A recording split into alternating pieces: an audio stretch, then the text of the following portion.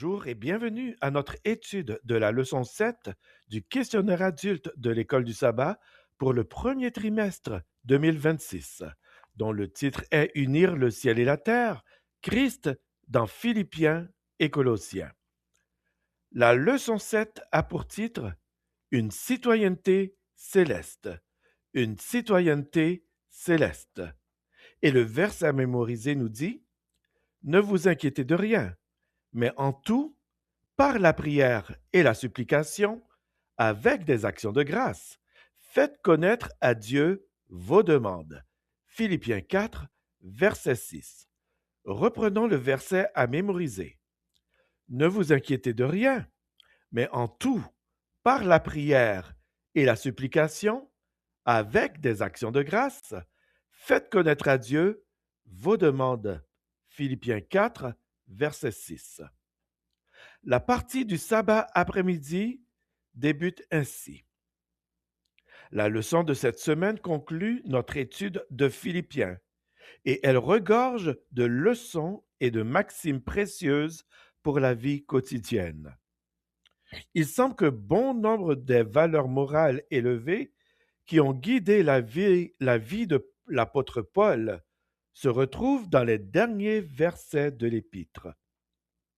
À l'instar des enseignements de Jésus, qui mettent l'accent sur l'être intérieur, Paul partage avec nous les secrets d'une vie chrétienne joyeuse.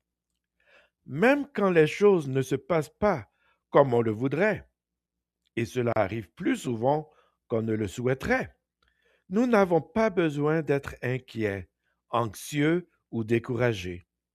Au contraire, la Bible nous donne des principes qui nous aideront à trouver la force intérieure nécessaire pour affronter les défis de la vie. Nous pourrons ainsi faire l'expérience de la paix durable que seul Dieu peut donner. Le présent et l'avenir sont dans ses mains et il nous donnera tout ce dont nous avons besoin. Par-dessus tout, ne mettons pas nos espoirs dans les systèmes de gouvernement terrestre qui nous déçoivent régulièrement. En tant que chrétiens, nous sommes citoyens du royaume céleste de Dieu. Cette citoyenneté s'accompagne de privilèges merveilleux et aussi de responsabilités. Alors, ceci conclut la partie de sabbat après-midi de la leçon 7 pour cette semaine du 7 au 13 février. Nous vous invitons maintenant à entendre une réflexion sur cette partie de la leçon de cette semaine.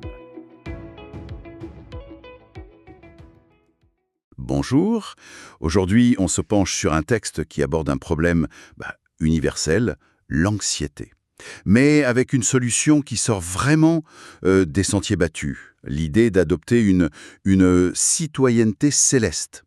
Notre source, c'est une leçon d'étude biblique pour la semaine du 7 février 2026, qui analyse les tout derniers passages de l'Épître aux Philippiens. Notre mission, si on peut dire, c'est de voir comment ces écrits, vieux de presque 2000 ans, prétendent offrir des clés pour une vie plus sereine, même quand tout semble aller de travers. C'est une promesse audacieuse, à notre époque. Très audacieuse. Et radicale même. Parce que le concept central, c'est un vrai changement de paradigme identitaire. L'auteur, il ne propose pas une simple technique de relaxation. Non, c'est un déplacement fondamental de notre sentiment d'appartenance. L'idée, c'est que se voir d'abord comme citoyen d'un royaume céleste, avant d'être citoyen de son pays, de sa ville, ça change absolument tout. Ah oui. Oui, ça change la façon dont on encaisse les coups durs du quotidien. C'est une proposition psychologiquement très très forte. Et ce qui est frappant, je trouve, c'est que le document ne commence pas par de grandes envolées spirituelles un peu éthérées. Non, il part d'un constat très terre-à-terre, presque brutal. Il dit, et je cite, que « les choses ne se passent pas comme on le voudrait, et ce, plus souvent qu'on ne souhaiterait ». Il parle d'inquiétude, d'anxiété, de découragement. On est loin de l'optimisme un peu béat. C'est exactement ça, et c'est ce qui rend le propos crédible, je pense. Il n'y a aucune promesse d'une vie sans problème, au contraire. Le point de départ, c'est la reconnaissance que la déception, elle fait partie de l'expérience humaine. Donc la question, ce n'est pas comment on évite les problèmes. Non, c'est plutôt comment on y réagit sans se laisser complètement submerger. Et c'est là qu'arrive l'affirmation centrale qui est presque provocatrice. On nous dit qu'on n'a pas besoin d'être inquiet, anxieux ou découragé. Même quand la situation semble objectivement justifier ses émotions. Exactement. Mais alors, si ces émotions sont si courantes, d'où est-ce qu'elles viennent, selon ce texte? Il semble pointer une source de déception assez précise. Oui, et c'est une analyse qui résonne étrangement avec notre époque, je trouve. L'argumentaire identifie une cause majeure à nos angoisses. Les espoirs qu'on place dans les systèmes de gouvernement terrestre. C'est une formule assez large, ça? Très large. On peut y voir la politique, bien sûr, mais aussi les systèmes économiques, les institutions, et peut-être même les structures de pouvoir dans nos propres vies. L'idée, c'est qu'on attend de ces systèmes une sécurité, une justice, un bonheur qu'ils sont structurellement incapables de fournir de manière durable. Attendez, est-ce que cette idée de rejeter les systèmes terrestres ne risque pas de pousser un peu au cynisme ou au désengagement? Si notre vraie patrie est ailleurs, pourquoi s'embêter à voter, à militer, à essayer d'améliorer les choses ici et maintenant? Ça peut être interprété comme une invitation à l'apathie, non? Ah, mais ça, c'est la question absolument cruciale. Et je pense que le texte ne prône pas du tout le retrait du monde. C'est un changement de motivation. La nuance est subtile. Elle est essentielle. Il ne s'agit pas de dire « tout est pourri, alors à quoi bon ?» mais plutôt « n'attendez pas de ces systèmes qu'ils comblent votre besoin de sécurité et de sens ». Si on agit en politique ou ailleurs en attendant que ça nous sauve, la déception est quasi inévitable. D'accord. Mais si on agit parce qu'on est déjà intérieurement sauvé, sécurisé, alors on peut œuvrer pour le bien commun sans être anéanti par les échecs, la lenteur ou la corruption. On agit par principe, en fait. Voilà, non par besoin désespéré de validation. Je vois la nuance, oui. On déplace le centre de gravité de notre bien-être. Donc, si les solutions extérieures sont une impasse, quelle est l'alternative concrète qui est proposée? Le texte parle de trouver une force intérieure et une paix durable que seul Dieu peut donner. Pour beaucoup, ça peut sonner un peu abstrait. Heureusement, l'auteur ne s'arrête pas là. Il propose un mode d'emploi, on dirait très précis, condensé dans un seul verset de Philippiens 4.6. Ne vous inquiétez de rien, mais en tout, par la prière et la supplication, avec des actions de grâce, faites connaître à Dieu vos demandes. À première vue, ça ressemble à un conseil classique, hein? Prie et ne t'inquiète pas. Mais la structure en 3 temps, elle est intrigante. Elle est fascinante, parce que c'est un véritable processus psychologique qui est décrit là, pas juste une formule magique. Si on décortique un peu, Oui, allons-y. d'abord, la prière. Bon, c'est le dialogue général, la mise en relation, le fait d'ouvrir un canal de communication. Ensuite, la supplication. Le mot est plus fort. Il s'agit d'une demande intense, spécifique, articulée. C'est le moment où l'on met des mots précis sur ce qui nous angoisse. D'accord. La prière, c'est le cadre. Et la supplication, c'est le contenu spécifique du problème. C'est une bonne façon de le voir, oui. C'est une requête ciblée. Et puis il y a le 3e élément, qui pour moi est le plus déroutant, avec des actions de grâce. Ça, c'est vraiment contre-intuitif. On est en train de dire à une personne qui est paralysée par l'angoisse que, au moment même où elle formule sa demande désespérée, elle doit aussi dire merci. Ça me paraît presque impossible. C'est le pivot de toute la démarche. Et c'est là où ce texte antique rejoint de manière assez stupéfiante la psychologie positive moderne.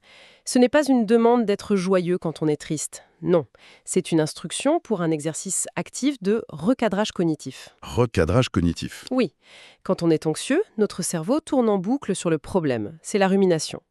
L'instruction d'intégrer la gratitude, ça force le cerveau à casser cette boucle. Ça l'oblige à chercher, même de manière infime, ce qui fonctionne encore. Ce pourquoi on peut être reconnaissant. C'est une vraie discipline mentale. Donc ce n'est pas un sentiment spontané qu'on doit trouver, c'est une action délibérée. Exactement. Des études en neurosciences ont montré que la pratique régulière de la gratitude recable littéralement les circuits neuronaux. Ça renforce les zones liées aux émotions positives. Ah oui, quand même. Et ça affaiblit celles liées à la peur et à l'anxiété. Le texte, d'ailleurs, il relie cette pratique à la confiance, en disant que le présent et l'avenir sont dans ses mains. L'acte de gratitude, dans ce contexte, ça devient un exercice de confiance. C'est comme dire, même si je ne vois pas la solution à ce problème précis, je choisis de faire confiance au processus global. Et ce recadrage mental nous amène directement au cœur du sujet, à cette image un peu étrange de citoyenneté céleste. Au début, ça sonne très abstrait, mais avec ce que vous venez de dire, ça commence à devenir beaucoup plus concret, n'est-ce pas? Tout à fait. On passe de la technique à l'identité. L'image de la citoyenneté est très très forte. Un citoyen, ce n'est pas juste quelqu'un qui habite quelque part. Il a une identité, un passeport, des droits, des devoirs, une loyauté première. En tant que chrétiens, nous sommes citoyens du royaume céleste de Dieu. En affirmant ça, il propose de reclasser notre citoyenneté terrestre, française, américaine, peu importe, au rang de simple permis de séjour. L'analogie qui me vient à l'esprit, c'est celle de l'expatrié. Un expatrié, il vit, il travaille dans un pays qui n'est pas le sien, il participe à la vie locale, il paye ses impôts, il s'inquiète des problèmes locaux. Mais au fond de lui, son identité, elle reste liée à sa patrie d'origine. C'est une excellente analogie. Les crises politiques ou économiques du pays d'accueil l'affectent, bien sûr, mais elles ne remettent pas en cause qui il est, fondamentalement. C'est exactement ça. Les déceptions terrestres, qu'elles soient personnelles, politiques, ne sont pas niées. Elles sont vécues, mais relativisées. Elles se produisent, pour ainsi dire, dans le pays d'accueil, pas dans la patrie. Et cette perspective, ça crée une sorte de distance psychologique saine, un bouclier émotionnel. On n'est plus l'otage des circonstances. Voilà. On est un observateur engagé, un ambassadeur. L'enjeu de notre vie ne se joue plus entièrement sur ce terrain-là. Je trouve l'image très puissante, mais elle a peut-être ses limites. Un expatrié peut, en théorie, prendre un avion et rentrer chez lui. Sa patrie est un lieu physique, tangible. Ici, ce royaume céleste, c'est une question de foi, c'est immatériel. Est-ce que la métaphore tient vraiment la route face à une souffrance bien réelle, bien physique? Une maladie grave, la perte d'un être cher. Vous mettez le doigt sur le point de bascule. C'est là que la foi entre en jeu, évidemment.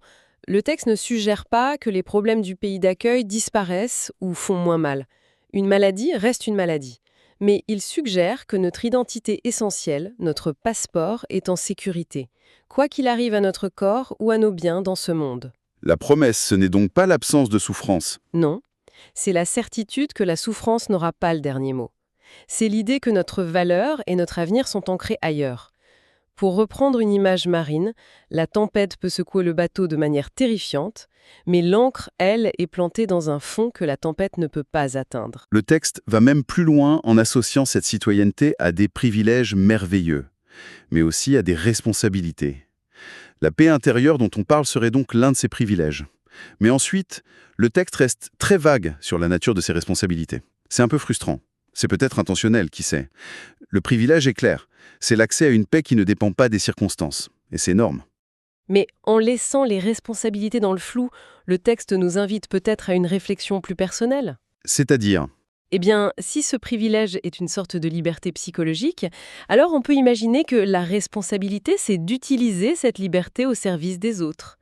Si on est moins angoissé pour son propre statut, sa propre sécurité financière, on devient soudainement beaucoup plus libre. libre de faire quoi? Libre de prendre des risques pour défendre une cause juste, même si c'est mauvais pour sa carrière. Libre d'être généreux, sans attendre de retour. Libre de pardonner plus facilement parce que notre ego n'est plus le centre de notre univers. La responsabilité d'un citoyen céleste, ce serait peut-être d'importer les valeurs de sa patrie, la paix, la justice, l'amour, dans son pays d'accueil. Cette idée d'une transformation intérieure qui a des conséquences extérieures, c'est un thème récurrent. Et la source précise d'ailleurs que ces conseils de l'apôtre Paul reflètent ses valeurs morales élevées et font écho aux enseignements de Jésus. Il y a une vraie insistance sur l'être intérieur. Oui, et c'est le point fondamental de cette philosophie. La transformation visée, ce n'est pas celle des circonstances extérieures, qui sont souvent hors de notre contrôle, c'est bien celle de notre état d'esprit. C'est là que se situe notre véritable pouvoir d'action. C'est un renversement complet de la perspective moderne qui nous pousse à croire que notre bonheur dépend de l'optimisation de notre environnement extérieur. Le bon job, la bonne maison, le bon partenaire, le bon régime politique. Exactement. Donc la joie dont il est question ici, ce n'est pas l'euphorie passagère qu'on ressent après une bonne nouvelle ou un succès, c'est quelque chose de plus profond, de plus résilient. Tout à fait. Selon la source, le chemin enseigné par Paul et Jésus mène à une joie qui peut coexister avec la tristesse et les difficultés. Ce n'est pas une joie qui n'existe qu'en leur absence. C'est une sorte de courant de fond, serein, qui continue de couler même si la surface de l'eau est agitée par la tempête. Cette stabilité, elle est présentée comme le fruit direct de ce changement de citoyenneté. C'est ça le secret de la vie chrétienne joyeuse dont parle le texte. Voilà. Alors, si on résume un peu le parcours, on est parti d'un problème très concret, très moderne, l'anxiété, et on a exploré une solution antique et radicale, un changement fondamental de notre sens de l'identité. Il ne s'agit pas de nier les problèmes, mais de les recadrer en s'appuyant sur une sécurité intérieure qui ne dépend pas des circonstances. C'est ça. L'idée centrale, c'est qu'en s'identifiant principalement comme ce citoyen céleste, on développe une résilience psychologique. C'est une approche qui va complètement à contre-courant de notre obsession moderne pour le contrôle. La culture actuelle nous dit, pour ne plus avoir peur, contrôle ton environnement. Alors que ce texte dit, pour ne plus avoir peur, ancre ton identité dans quelque chose d'incontrôlable par cet environnement. C'est un lâcher-prise qui, paradoxalement, donne une force immense. C'est une invitation à déplacer le centre de gravité de notre vie, de l'extérieur vers l'intérieur. Précisément. Et ça nous laisse avec une question de réflexion importante. On a beaucoup parlé des privilèges de cette citoyenneté comme la paix ou la résilience, mais le texte mentionne aussi des responsabilités, sans les définir. Oui, la question qu'on peut se poser, c'est donc la suivante.